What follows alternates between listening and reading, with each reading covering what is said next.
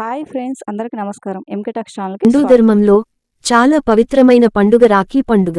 తోబుట్టువుల మధ్య శాశ్వత బంధాలను ఈ రాఖీ పండుగ గుర్తు చేస్తుంది. అయితే ఈ పండగ తేదీ విషయంలో, సమయం విషయంలో కొన్ని సందేహాలున్నాయి. ఏ రంగు రాఖీ కట్టాలి, ఏ సమయంలో రాఖీ కట్టాలి అనే విషయాల గురించి కూడా ప్రతి ఒక్కరూ ఖచ్చితంగా తెలుసుకోవాలి.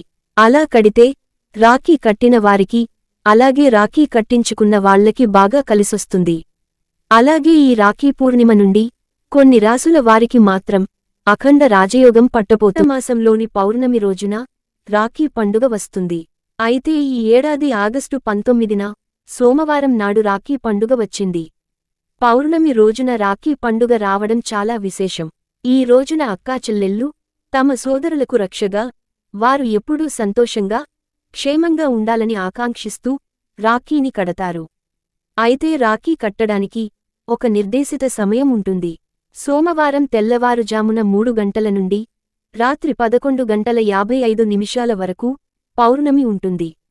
అయితే ఇందులో భద్రకాలం కూడా ఉంటుంది. ఈ సమయంలో రాఖీ కట్టకూడదు.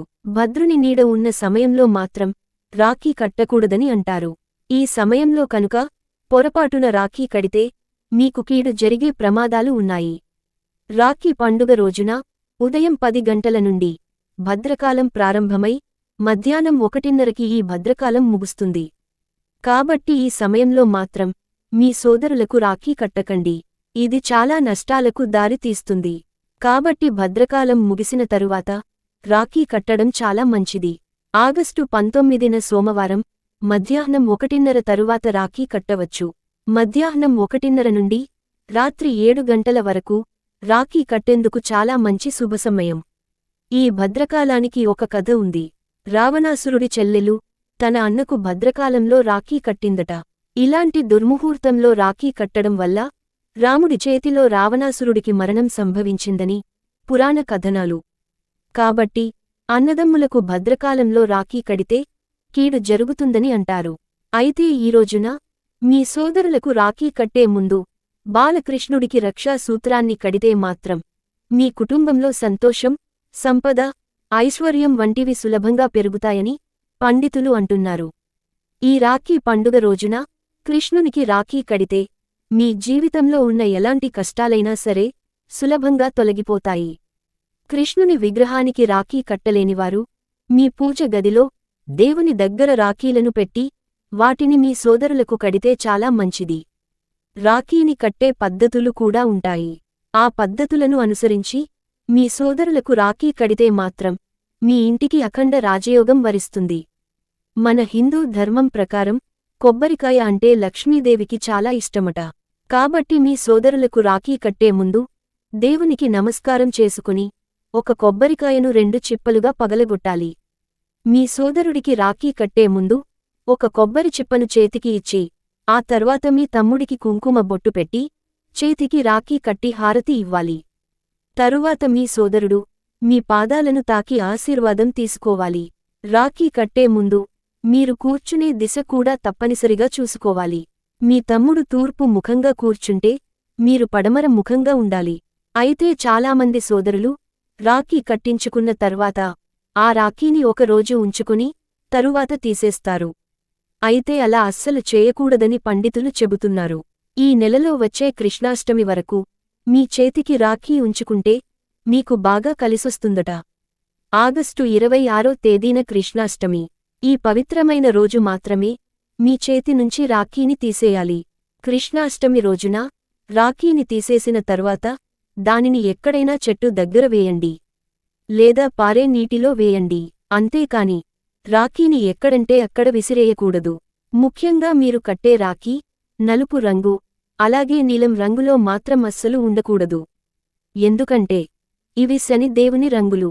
ఈ రంగుల రాఖీలను మీ సోదరులకు కడితే మీ ఇంటికి శని దోషాలు కలుగుతాయి. మీరు కట్టే రాఖీ ఎరుపు రంగు, అలాగే పసుపు రంగులో ఉంటే చాలా మంచిది. మీరు కట్టే రాఖీ 3 దారాలతో కలిపి ఉండాలి. ఈ రాఖీ పౌర్ణమి రోజున అరుదైన యోగాలు ఏర్పడనున్నాయి. ఈ రోజున బ్లూ మూన్ కూడా ఆకాశంలో కనిపించనుంది. దీనితో పాటు జ్యోతిషశాస్త్రంలో చాలా పవిత్రంగా భావించే అనేక యాదృచ్ఛికాలు కూడా ఈ రోజున సృష్టించబడుతున్నాయి. ఇన్ని విశేష యాదృచ్ఛికాల వల్ల రాఖీ పండుగ నుండి ఒక నెల రోజుల పాటు కొన్ని రాసుల వారికి విపరీతమైన అదృష్టం కలిసిరానుంది. ఈ రాఖీ పండగ నుంచి మేషం, సింహం, ధనుస్సు, మకరం, కుంభం, మీనరాశుల వారికి చాలా ప్రయోజనకరంగా పరిగణించబడుతుంది. ఊహించని ధనలాభాలు పొందే సూచనలున్నాయి. కెరీర్లో ప్రమోషన్లు పొందవచ్చు. ఉద్యోగస్తుల జీతం కూడా పెరగవచ్చు. కుటుంబంలో సంతోషకరమైన వాతావరణం ఉంటుంది. అయితే మీ సోదరులకు రాఖీ కట్టేటప్పుడు ఒక శక్తివంతమైన మంత్రాన్ని చదువుతూ రాఖీ కడితే మీ సోదరుడికి, అలాగే మీకు జాతకపరంగా అదృష్ట ధనయోగం వరిస్తుంది. మరి ఆ మంత్రం ఏమిటంటే, ఏన బద్దో బలి రాజా దానవేంద్రో మహాబల తేనత్వామభిబధ్నామి రక్షే మాచల మాచల. ఈ మంత్రాన్ని చదువుతూ రాఖీ కట్టండి.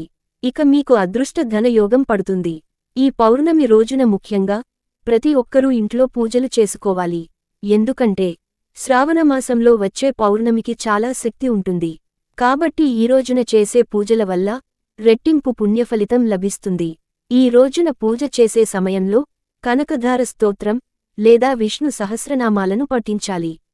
ఇలా చేయడం వల్ల లక్ష్మీదేవి ఆశీర్వాదాన్ని సులభంగా పొందవచ్చు. ఈ కారణంగా మీ ఇంట్లో అష్టైశ్వర్యాలు పెరుగుతాయి. ఇక మీకు డబ్బు సమస్యలనేవే ఉండవు. మీ ఆదాయం కూడా పెరుగుతూ పోతుంది.